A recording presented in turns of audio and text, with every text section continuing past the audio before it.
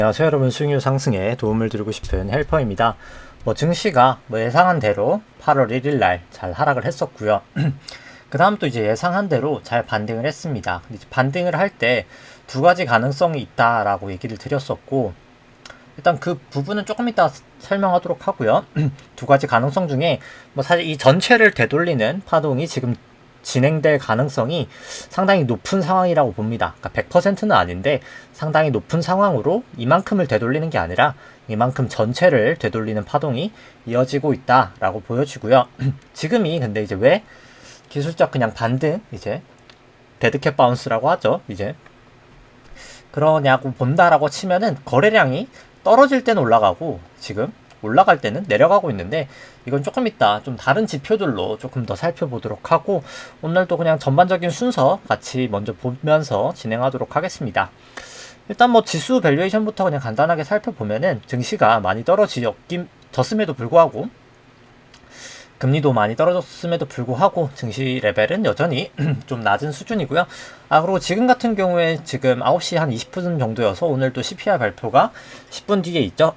그건 이제 방송하면서 한번 보도록 하죠. 그 다음에 이제 코스피 할인율을 이제 국채 10년으로 나눈 이제 페드 모델 같은 경우에도 조금 내려간 부분이 있지만 여전히 고평가 영역이다라고 보실 수 있습니다. 긴 시계열로 본다 하더라도 마찬가지로 여전히 저는 고평가 영역이다 라고 보여지고요. 코스피 말고 이제 보시면은 이제 코스닥을 보더라도 여기도 마찬가지로 많이 빠졌음에도 불구하고 여전히 좀 비싼 레벨이다 라고 보실 수 있습니다. 그 다음에 코스피랑 S&P 같이 돼 있는 이제 일드갭 보더라도 둘 다 그래도 여전히 좀 비싼 레벨이고요. 특히나 이제 페드 모델로 봤을 때 여전히 둘 다 비싼 레벨이다 라고 보여집니다. 지금 국채 금리가 많이 빠졌음에도 마찬가지고요. 그 다음에 이제 트레일링 퍼도 높은 구간이고, 트레일링 PBR 같은 경우에도 상당히 높은 레벨이다. 여전히 다 컨버블 보다도 더 높은 건 아니지만 거의 더 높은 상황이죠. 지금 이 정도면 거의 똑같은 수준에서 되게 고평가인 상황이다 라고 보실 수 있고, 그 다음에 그 얘기가 많이 나오니까 반복되는 얘기입니다만, 일단 ECB 자산 쪽 먼저 보면, ECB 같은 경우에 이제 은행에 대출해준 부분은 다 감소가 많이 됐는데, 이 유로 지역 증권이라고 하는 이제 국채 사준 걸 아직까지 이제 테이퍼링이 못했죠. 이제 줄이고 QT랑 테이퍼링이 못된 상황입니다. QT가 못된 거죠. 줄이지 못한 상황이고, 이게 줄일 때도 또 금융시장이 또 노이즈가 발생할 수밖에 없고요. 이제 일본 쪽이 이제 일본 부총재가 금융시장 좋지 않을 때는 우리 금리 인상하지 않겠습니다 라고 하면서 지금 시장이 개선이 되는데, 과연 그럴 수 있느냐에 대해서 이게 전 아닐 거라고 생각하는 게, 레포가 생기고 있죠. 이제 이 노란 색깔 아마 지금 미국하고 똑같은 상황일 거라고 생각합니다. 원래 이제 이 BOJ든 페드든 어디든 ECB든 자산이 이렇게 늘면은, 그러니까 자산 결국 국채죠. 국채가 늘면은 이 부채가 늘어야 되겠죠. 뭔가가 이제 대차가 맞춘다고 하거든요. 이게 왜냐면 자본이 늘진 않으니까요. 이게 자본이라고 치면은, 자본은 그대로라고 치면은 부채가 뭔가 늘어야 되는데, 원래 이거 지급준비금이라는 게 이게 느는데, 이게 그냥 은행의 현금이라고 생각하면 되는데, 이게 보통 이제 은행 시스템에서 너무 이제 지준이 많이 늘면은 더 이상 늘지를 못하거든요. 여러 가지 규제들로 인해서 예대율이든 아니면 SLR, 미국 쪽은 SLR이든. 근데 일본은 제가 이제 거기까지 확인은 못했지만, 이 레포가 늘어나는 걸 봤을 때 일본도 아마도 이 지준이 지금 다 찬 상황인 것 같다. 근데 그렇게 되면은 어떤 현상이 나타나면, 이제 자산이 늘면서 지준이 늘면은 그러니까 비용이 없거든요. 돈을 푸는 데 있어서 이 국채를 사준다는 게 사실 시중에 돈은 유동성을 공급한다는 건데, 돈을 푸는 게 공짜라고 보시면 되는데, 이제 레포가 이렇게 늘어나는 순간 결국 레포가 이 일본 은행이든 페드든 단기 금융 시장에서 돈을 차입하는 거거든요. 차입을 많이 하면 어떻게 될까요? 그럼 단기 금리가 올라가게 됩니다. 그럼 단기 금리는 뭐죠? 결국은 기준금리를 올린다는 거죠. 이 단기 금리가 높아지는 게 기준금리를 높이는 현상이 나올 겁니다. 그럼 이제 일본도 QE가 계속 되는 이상 단기금리가 올라간다는 거죠. 근데 지금 QE를 매달 6조 엔을 하던 거를 2.9조 엔으로 줄이겠습니다. 내년까지 라고는 하고 있지만 계속 한다는 말인 거죠. 결국 6조 엔을 2.9조 엔으로 대충 한 600억 달러고 이게 한 290억 달러라고 대충 보면 되는데 1000이라고 했을 때 상당히 큰 금액이고, 근데 중요한 건 QE를 멈추지 않는 이상 줄이는 한 있어도 이 단기금리가 결국은 튈 거라는 거죠. 왜냐면 레포가 늘릴 수밖에 없겠죠. 국채 매입을 일단 줄임에도 불구하고 하긴 한다는 거니까요. 그럼 금리가 올라갈까요? 안 올라갈까요? 단기금리가 결국은 올라갈 수밖에 없다는 겁니다. 일본 쪽도. 그럼 이제 사람들이 염려하는 엔캐리 트레이드는 청산이 계속 될까요? 안 될까요? 계속 될 수밖에 없다는 거죠. 이제 그런 상황이다 라고 보시면 될 것 같고, 그 다음에 뭐 간단한 것부터 오늘 뭐 다 보죠. 그리고 수급 쪽을 먼저 보죠. 오늘 뭐 주제가 사실 수급이었으니까 일단 뭐 미국 쪽 먼저 보면은 S&P 투기적 순 포지션 같은 경우에 이제 롱 포지션이 늘고 있습니다. 당연히 기술적 반등을 하고 있으니까 늘어야 되는 게 맞고, 이제 나스닥도 마찬가지로 늘었다라고 보시면 되고, 일단 뭐 삼성전자부터 먼저 보면은 이제 DXI가 좀 빠지고 있는데 좀 잘 안 보이죠? DXI가 슬슬 이제 추세가 조금 꺾이면서 살짝 단기적으로는 하락하는 모습 보여주고 있고, 여전히 근데 이제 기대 수익률로 봤을 때는 좀 3턴 정자는 뭐 제가 봤는 기준으로는 좀 고평가 영역이다라고 보여집니다. 그 다음에 이제 먼저 코스닥 먼저 이제 수급을 보면은 코스닥도 이제 개인이 좀 팔았다가 최근에 이제 좀 바닥치고 개인이 여전히 많이 사고 있고, 긴 시결로 봐도 수급이 상당히 좋지 않습니다. 사실 코스닥은 계속해서 누적적으로 좋지 않고요. 신용잔고 같은 경우는 좀 많이 감소를 하면서 좀 줄긴 했지만 여전히 사실 신용잔고 대비 코스닥도 그러니까 레벨이 높은 레벨이고요. 이 지금 코스피 쪽이 사실 수급이 최근에는 좀 더 좋진 않습니다. 현물 같은 경우는 바닥치고 나서 아주 미세하게나마 늘긴 했어요. 이제 한 6천억 정도. 근데 선물 쪽이 계속 늘고 있지 않아요. 이제 증시 고점을 치었던 요 부분에서부터 외국인 선물이 이제 순매도로 돌아섰고요. 반등하는 지금 이 순간 속에서도 외국인 선물은 매수가 들어오고 있지 않는 상황입니다. 그러니까 결국 이때까지 샀던 선물 다 파는 게 보이시죠? 그래서 누적적으로 수급이 좋지 않고, 특히나 이제 신용잔고가 아무래도 개인이 좀 많이 털린 것 같다. 이제 반대 매매 쪽으로 해서 신용잔고 나누기 이제 코스피 시총 같은 경우에도 여전히 높은 수준이긴 합니다. 왜냐면 레벨이 자체가 떨어졌으니까요. 그래서 신용잔고가 많이 하락하긴 했습니다. 지난주 방송 드릴 때가 한 19.3조 정도 됐었는데 17.4조니까 거의 뭐 반대 매매가 한 2조가량 나온 게 아닌가 싶고요. 이제 수급 쪽이 좋지 않고, 수급 쪽은 조금 이따 더 사실 자세히 보도록 하겠습니다. 그러니까 거래량 쪽이죠. 그 다음에 이제 뭐 매크로 쪽 본다고 쳤을 때 보면은 여기도 이제 뭐 ISM 제조업이 안 좋게 나오면서 사실 증시 하락을 좀 촉발을 했었고, ISM 이제 서비스 같은 경우는 살짝 반등하면서 그래도 조금 증시 쪽에 이제 개선하는 모습을 나타내긴 했습니다만, 결국 뭐 사람들이 다 갈 때 이제 한동안 뭐 저번 달만 해도 뭐 더 간다 이러다가, 근데 이제 못 가는 이유가 결국은 이 증시라는 것 자체가 이 GDP를 따라갈 수밖에 없습니다. 그러니까 결국 뭐라고 해야 될까요? 이제 여기가 강아지고 여기가 주인이라고 할까요? 이제 근데 줄이 이렇게 달려 있으면은 이게 아무리 벌어져도 정도가 있다는 거예요. 그러니까 이게 결국 증시고, 이게 결국 GDP라고 치면은 이게 멀어지는 것도 한계가 있고 가까워지는 것도 한계가 있다는 거예요. 그러니까 이게 이렇게 더 갈 수도 없고 이 이상으로 갈 수도 없고 여기로 갈 수도 없다는 겁니다. 그러니까 결국 GDP 대비해서 너무 많이 하락을 할 수도 없고 GDP 대비해서 너무 많이 올라갈 수도 없다는 거예요. 이게 그러니까 영역이 레인지가 거의 이 정도 되죠. 그러니까 여기에서 이거를 벗어날 수가 없다는 거예요. 이 라인을.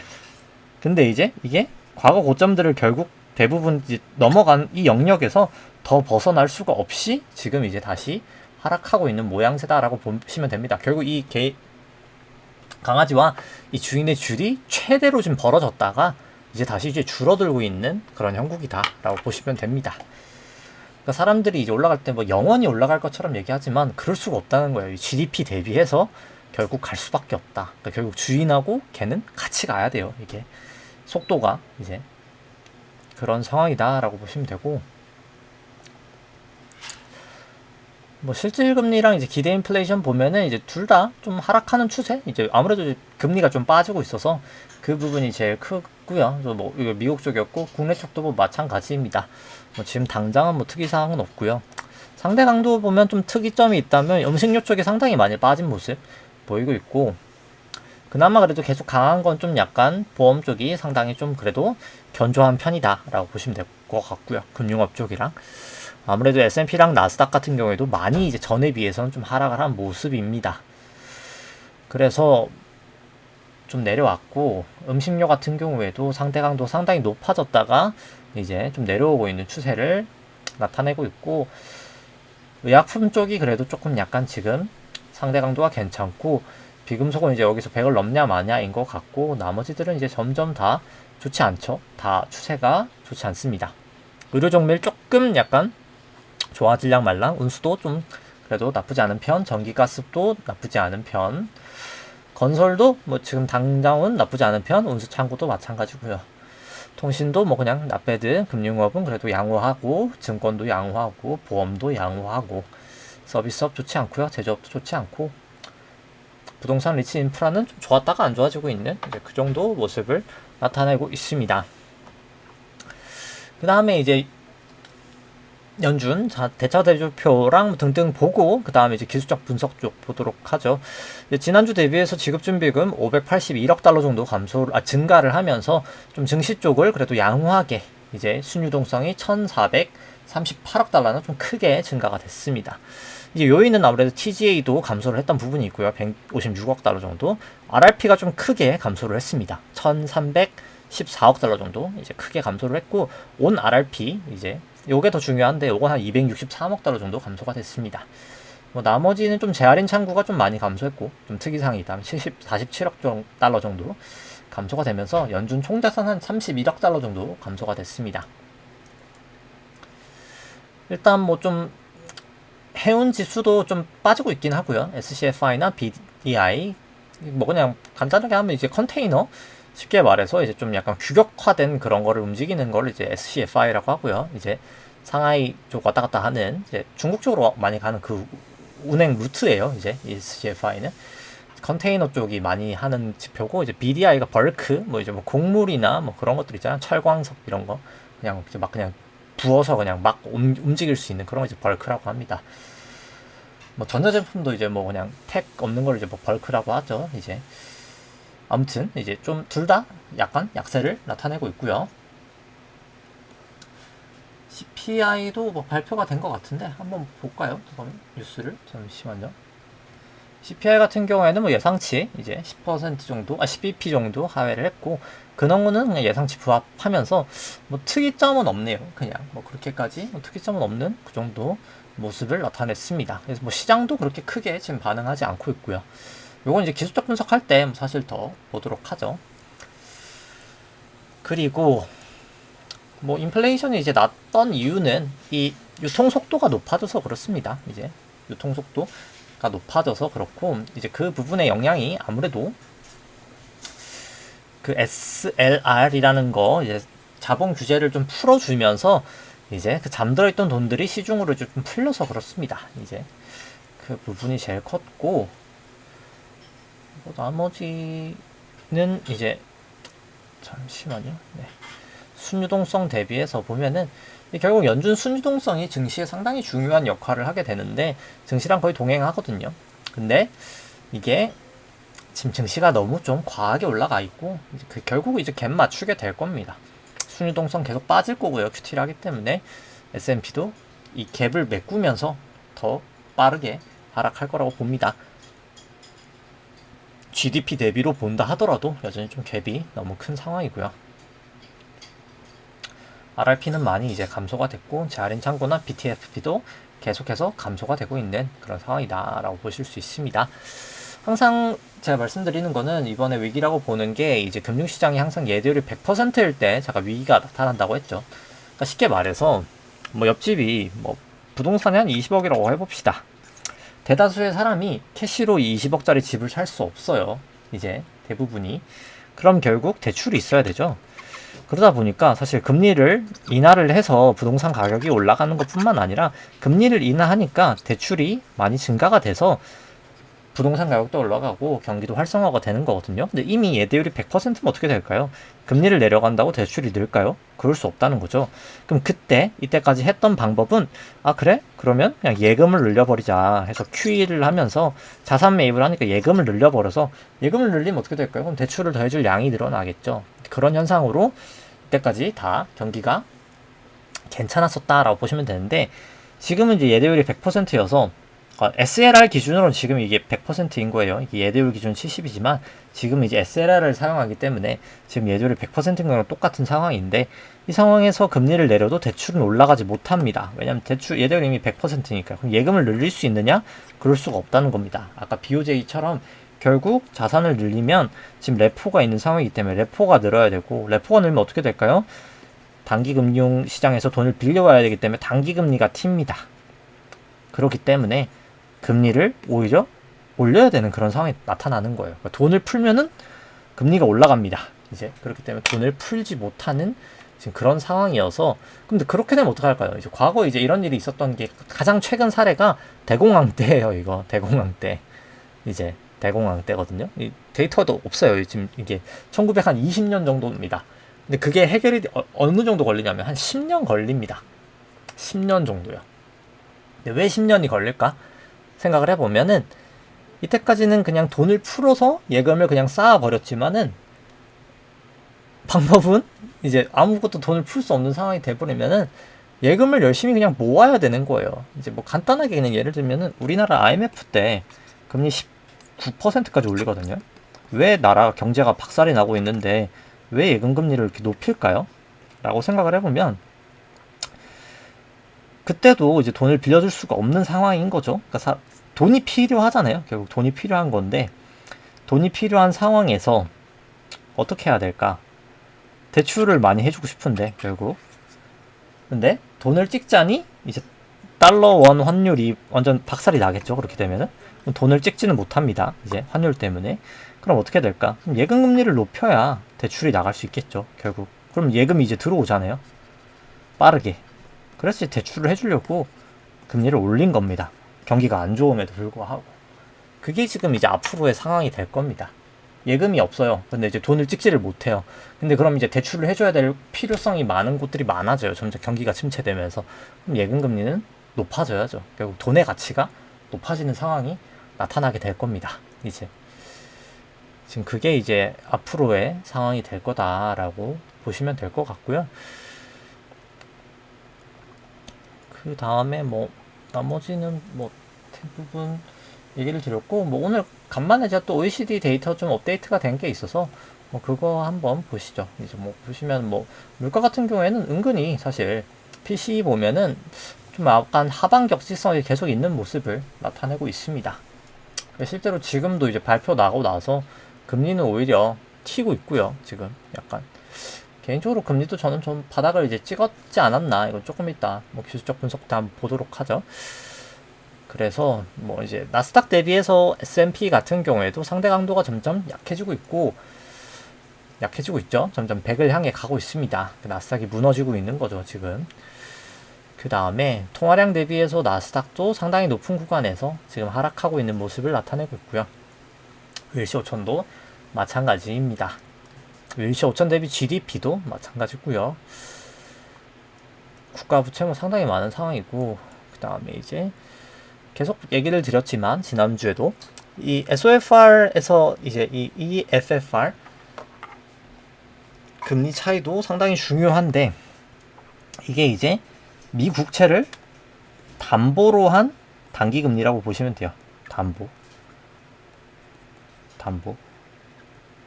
얘 같은 경우에 그냥 이제 은행 신용으로 이제 우리나라 콜금리랑 거의 비슷한 건데 단기 금리라고 생각하시면 됩니다. 그럼 은행이 안전한 거예요? 미국이 안전한가요? 라고 했을 때 은행이 더 위험하죠. 그러니까 미국이 더 안전하죠. 그러니까 금리가 얘가 더 낮고 얘가 더 높아야 되겠죠. 그럼 기본적으로 요 빼기는 마이너스가 돼야 되겠죠. 그래서 정상적인 시장에서는 마이너스가 됩니다. 근데 요게 SBB 파산 났을 때고 요때부터 계속 이제 튀기 시작해요. 이때부터 이런 현상이 이제 왜 나타나냐면은 이제 프라임 딜러라고 하는데 PD라고 하는데 이제 이게 프라임 딜러들이 이제 국채 담당하는 이제 뭐 중요한 딜러, 이제 뭐 프라임 딜러, 뭐 이렇게 큰 딜러 이렇게 보시면 되는데, 미국채 시장에서 뭐라고 해야 될까요? 이제 이 외국인들, 뭐 거의 외국인이나 이제 개인들이 많이 입찰을 안 하면은 이 프라임 딜러가 다 사가야 됩니다. 근데 미국채가 지금 생각보다 외국인이나 이제 입찰 그 배수가 그렇게 높지가 않아요. 지금 뭐 예를 들어서 보통 한 2.6배 정도가 이제 평균 뭐 낙찰률이다 하면 지금 한 2.3배 막 이렇게밖에 안 되고 있거든요. 그러다 보니까 PD들이 가져가는 물량이 점점 많아지고 있어요. 이게 국채 발행 자체도 워낙 많고. 그럼 어떻게 될까요? PD들이 가진 돈이 점점 없어지겠죠. 그래서 이제 금리가 튀는 거예요. 이게 결국 그냥 간단하게 요약을 해드리면, 미국 국채를 너무 많이 찍고 있어서 그냥 금융시장에 돈이 다 빨려 들어가고 있는 거를 나타내는 위험 지표가 이 SFR 나누기 빼기 이제 이 FFR 금리라고 보시면 됩니다.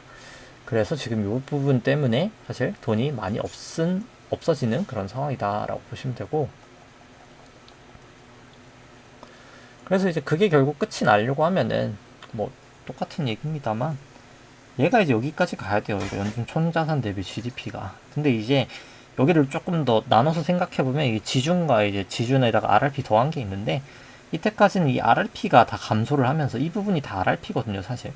RRP가 감소를 하면서 금융시장에 좀 버퍼가 됐었다라고 치면은, 이 버퍼가 이제 없는 상황에서 이만큼 이제 내려와야 되거든요. 그래서 그게 사실 지금 어려운 상황이다라고 보시면 됩니다.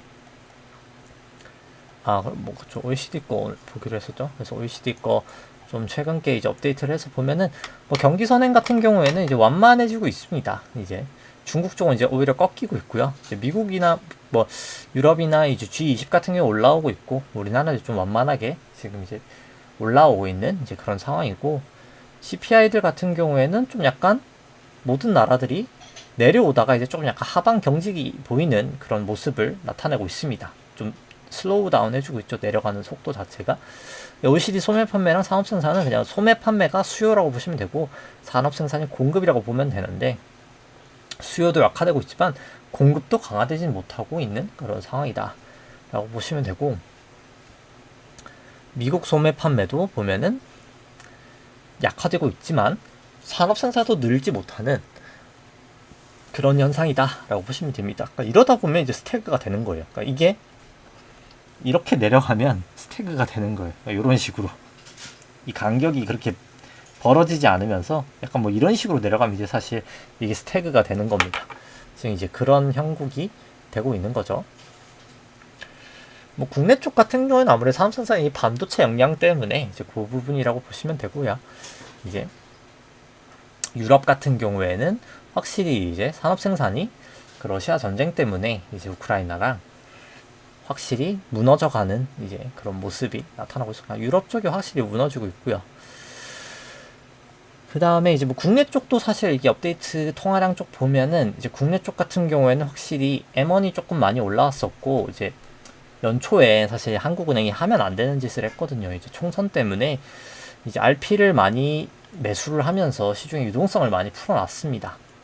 물가를 잡아야 되는 상황에서 시중 유동성을 많이 풀어놔서 그게 결국 지금 올해 부동산을 다 끌어올리는 역할을 한 거고요. 결국 그게 다 대출로 나가면서 좀 그런 모습을 나타냈었고요. 이제 결국 우리나라 쪽은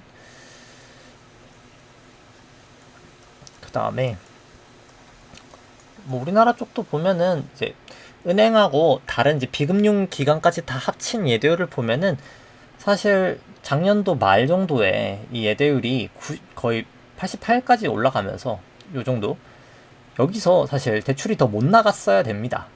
근데 아까 말씀드렸던 것처럼 한국은행이 돈을 많이 풀었기 때문에 예대율이 훅 내려가요. 이게 3월까지 보면 86까지 내려가죠. 이게 예금이 많이 늘어서 그렇습니다. 이 예금이 총 수신이 확 늘죠. 이게 결국 한국은행이 돈을 많이 풀었던 거고, 요 돈이 다 대출로 쭉쭉쭉쭉 흘러갔던 거예요. 근데 이제 이게 지금 6월달까지 나왔는데 이제 결국 7월 하면서 쭉쭉쭉쭉 대출이 나가면 더 이상 대출을 해줄 돈이 없다는 겁니다. 그럼 또 한국은행이 돈 풀면 물가가 안 잡히고 이제 그런 악순환이 계속 되는 거죠.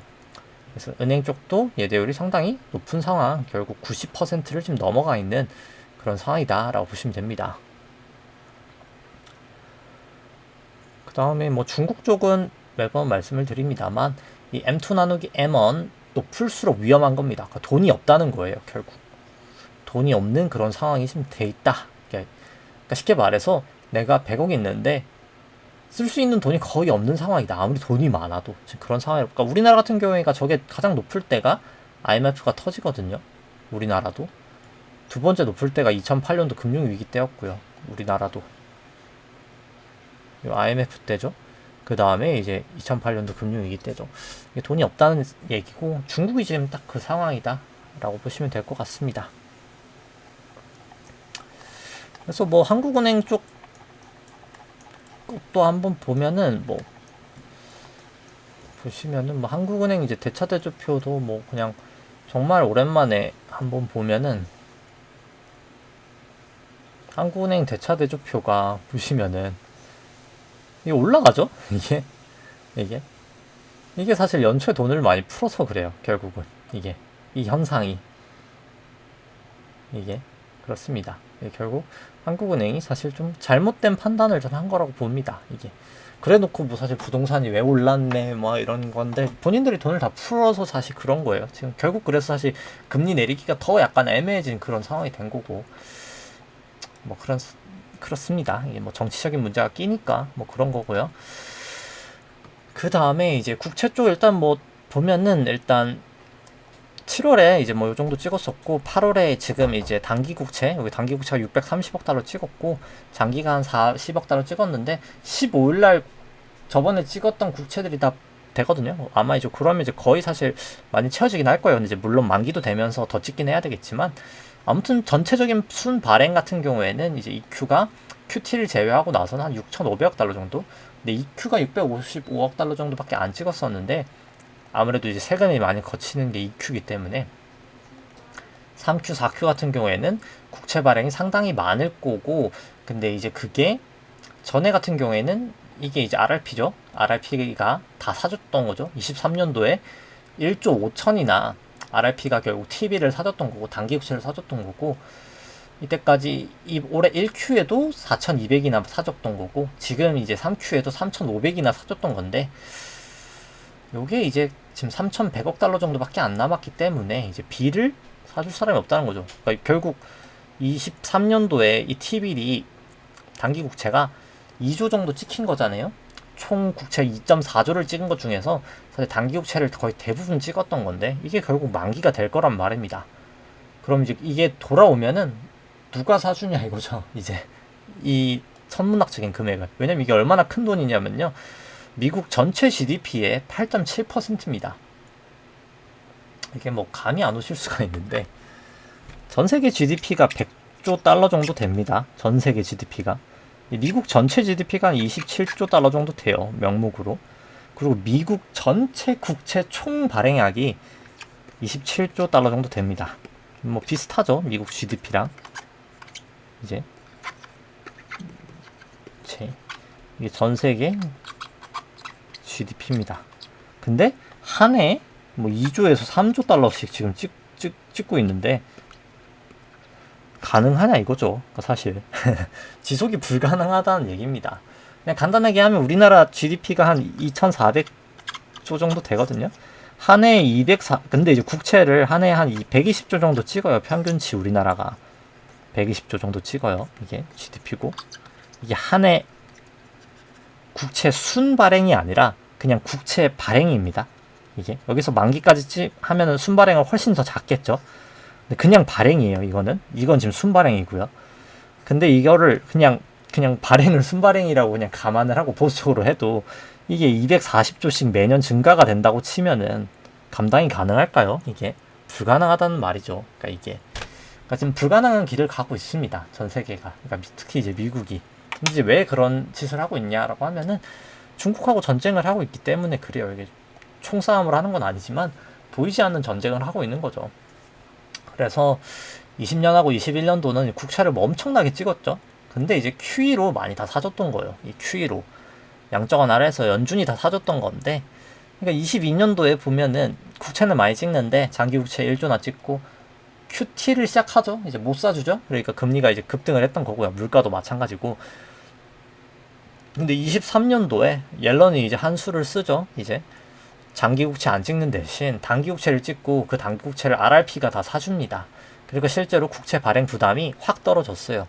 24년도 거의 한 3Q까지도 그랬던 거예요. 이제 그 짓을 했던 건데 이제 그 짓을 할 수가 없는 상황이 된 거죠. RRP도 없어진 상황이기 때문에 그렇습니다.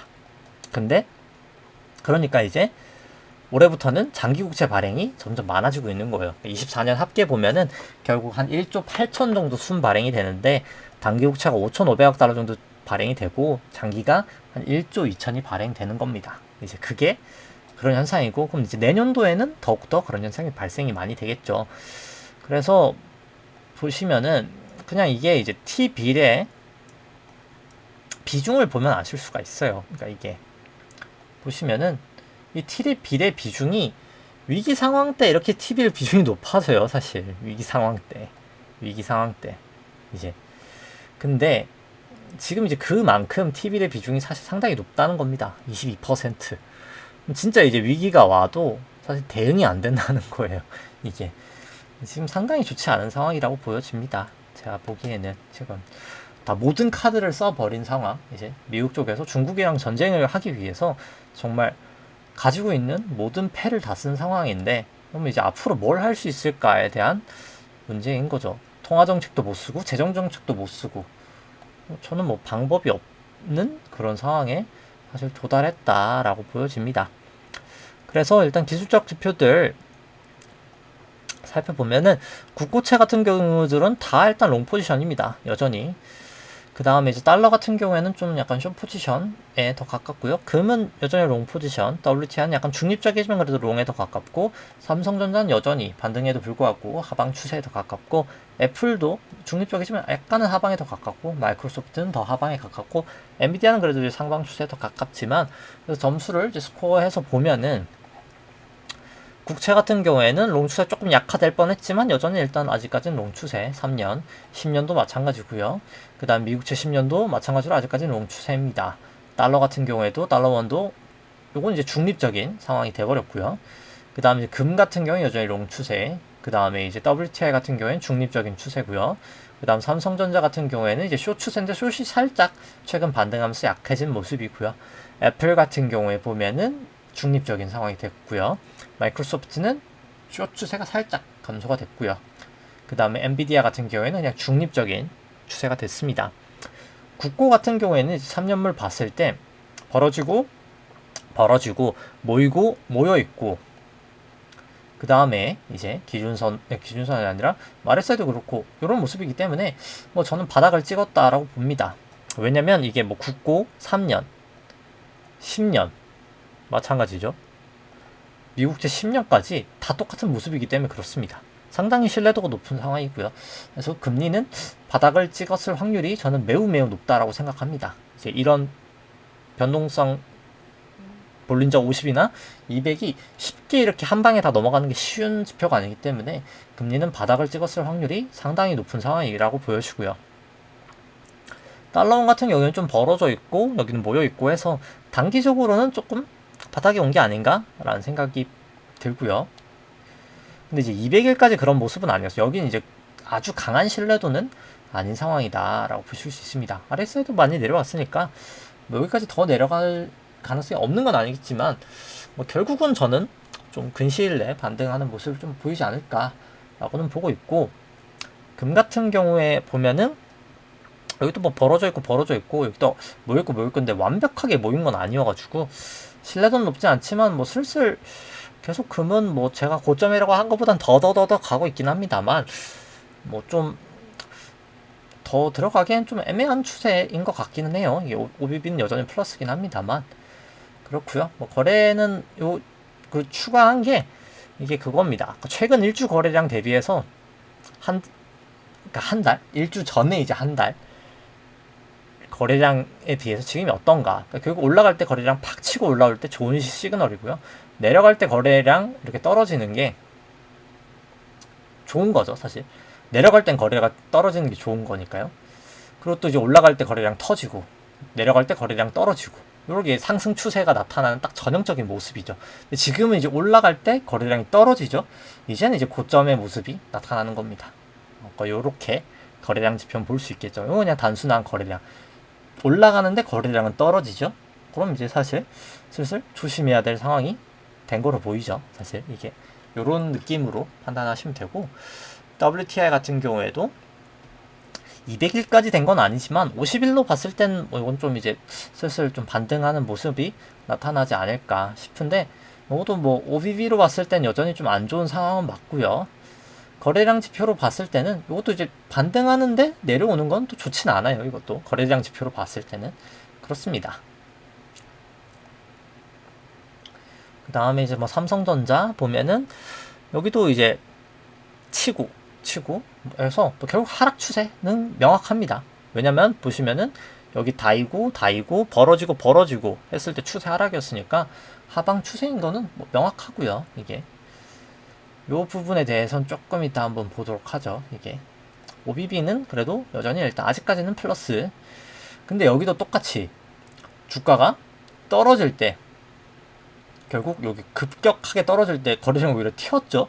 그랬다가 최근에 반등할 때는 거래량이 떨어지기 때문에 사실 지금 상승이 그렇게 신뢰도가 높지 않다. 그러니까 요 떨어질 때 거래량이 높아졌던 게 사실 하락의 신뢰도는 높고 상승의 신뢰도는 낮은 상황인 거죠. 결국 떨어질 때 거래량이 터지고 올라갈 때는 거래량이 빠지고, 그게 반대로 가야 사실 건강한 상승, 건강한 하락인 건데 지금 좋지 않은 상황이다 라는 게 좀 명확해 보이죠. 애플도 뭐 장기적으로는 여전히 하락 추세를 나타낼 거다. OBB는 플러스지만 그렇게 보시면 되고, 여기도 똑같은 거죠. 거래량이 떨어질 때 올라가고 올라갈 때 내려가고, 이거는 가짜 상승이다 라는 걸 나타냅니다. 마이크로소프트 봐도 뭐 똑같죠. 뭐 똑같기 때문에 그냥 보기만 하죠. 이건 OBB까지도 마이너스고요. 여기도 똑같죠. 내려갈 때 거래량이 급격하게 올라가다가 이제 올라갈 때 거래량이 급격하게 떨어지는 거. 전형적인 천장 패턴입니다. 이게. 네. 전형적인 천장 패턴이다 라고 보시면 되고, 그러니까 왜냐면 이럴 때 보이죠. 올라갈 때 거래량이 터지면서 올라가고, 오히려 올라갈 때 거래량이 올라가잖아요. 그러다가 결국 내려갈 때 거래량이 줄어요. 이게 그러니까 내려갈 때 거래량이 줄여야 돼요. 이때는 뭐 내려간 게 아니죠. 그냥 횡보니까 오히려. 그리고 또 올라갈 때는 거래량이 이렇게 터지면서 올라가는 게 좋은 거고, 이렇게 건전한 상승입니다. 그럼 내려갈 때 거래량이 사실 내려가야 돼요. 근데 지금 반대죠. 내려갈 때 거래량이 터지고 올라갈 때 거래량이 내려가죠. 그러니까 이게 지금 반대의 상황이다 라고 보시면 돼요. 이게 엔비디아도 뭐 똑같은 상황입니다. 뭐 거래량도 똑같아요.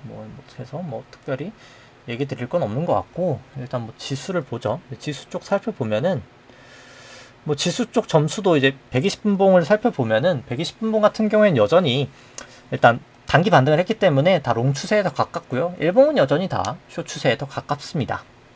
그래서 뭐 추세 스코어를 보면은 나스닥 같은 경우에 여전히 일단 중립적이고요. 이제 S&P도 여전히 중립이고, 그냥 코스피 200은 이제 숏에서 조금 약화된 상황, 뭐 코스닥도 숏에서 여전히 이제 숏 추세라고 보시면 되는데, 현물로 봤을 때 이제 그러니까 선물로 봐도 그렇고 선물 120분 봤을 때 올라올 만큼 올라오고 벌어지고 했기 때문에 200일까지 벌어진 건 아니지만 슬슬 단기 고점이 와 있다라고는 보여집니다.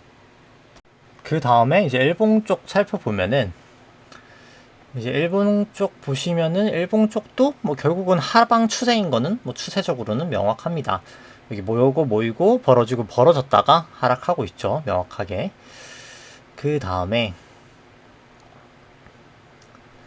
뭐 거래량 지표를 보더라고 OBB도 여기는 이제 좋지 않고요. 거래량 똑같이 여기도 이제 내려갈 때 거래량 증가했다가 올라갈 때 거래량이 좀 급격히 하락하는 모습을 나타내주고 있고요. S&P도 뭐 마찬가지기 때문에 뭐 설명은 생략하도록 하겠습니다. 그냥 보여드리기만 하고, 그 다음에 이제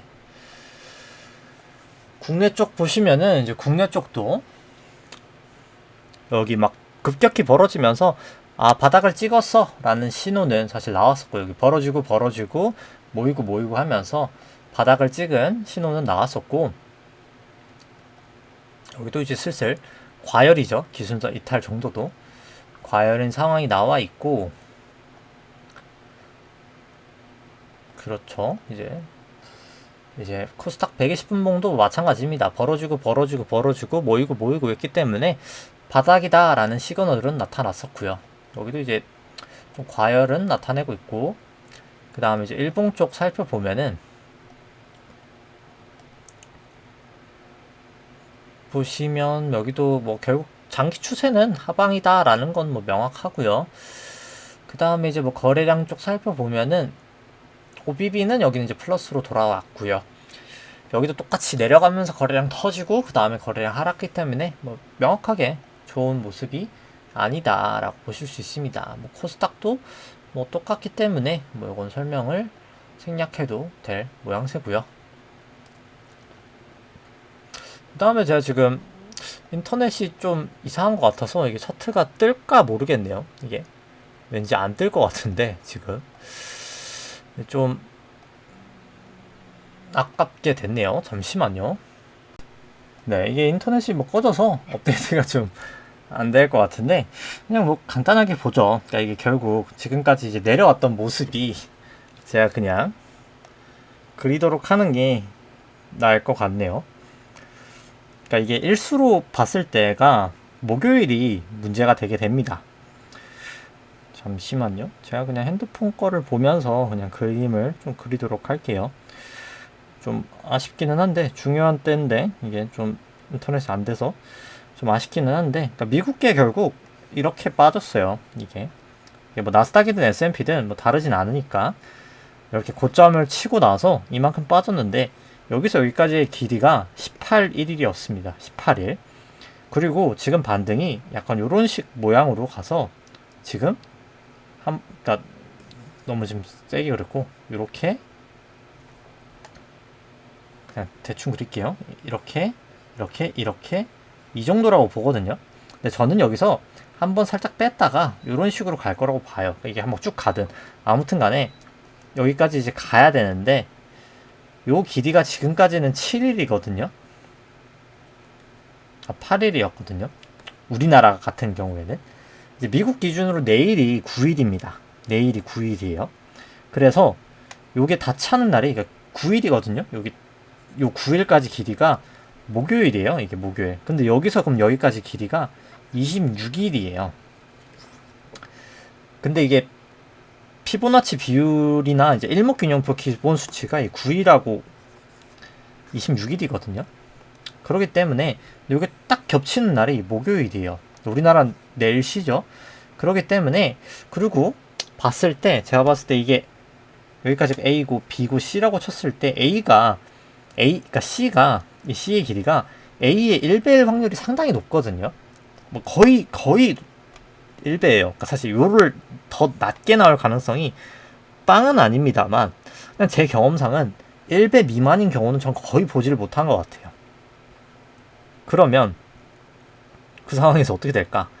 그럼 370까지는 갈 것 같거든요. 지금이 아마 360일 거예요. 지금 봐볼까요? 여기 선물로 봤을 때 고점 친 게 363이거든요. 363. 그러니까 뭐 한 대충 한 2% 되죠. 이게 뭐 한 3.6이 1%니까 360만 뭐 2배 하면은 뭐 거의 그러니까 2%까지는 아니지만 한 1% 후반대 반등 정도는 저는 보이면서 370은 가는 게 더 모양새가 맞다라고 보거든요.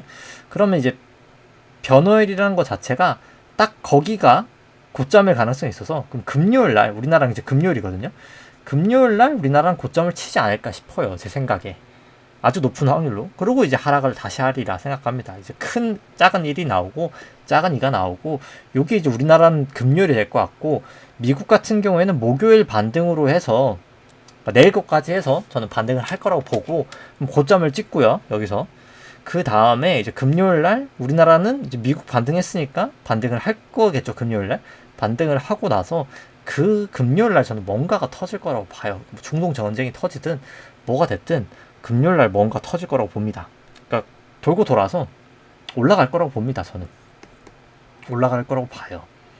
적어도 목요일까지는 올라갈 확률이 높고, 근데 이제 뭐 목요일날 바로 떨어질 가능성이 뭐 없는 건 아니에요. 그러니까 이게 9일하고 뭐 26일이 뭐 절대적이지는 않아요. 그냥 그럴 경우가 많은데, 이렇게 두 개가 또 겹치는 날이 정확하게 있는 날도 흔치는 않거든요. 그래서 사실 저는 목요일, 금요일 요 라인, 뭐 늦어도 한 다음 주 월화 정도 좀 위험 관리를 하시는 게, 그러니까 왜냐면 반등 길이가 이미 18일에서 9일 요 반등한 만큼이 대부분 많이 왔다는 거죠. 그러니까 왜냐면 그걸 코스피로 살펴보면은 이제 최근 오늘 고점까지가 이제 기간 요 내려간 18일 동안에 44.4% 이미 기간을 채웠고, 레벨도 이미 50%를 되돌린 거예요. 이 전체 하락을.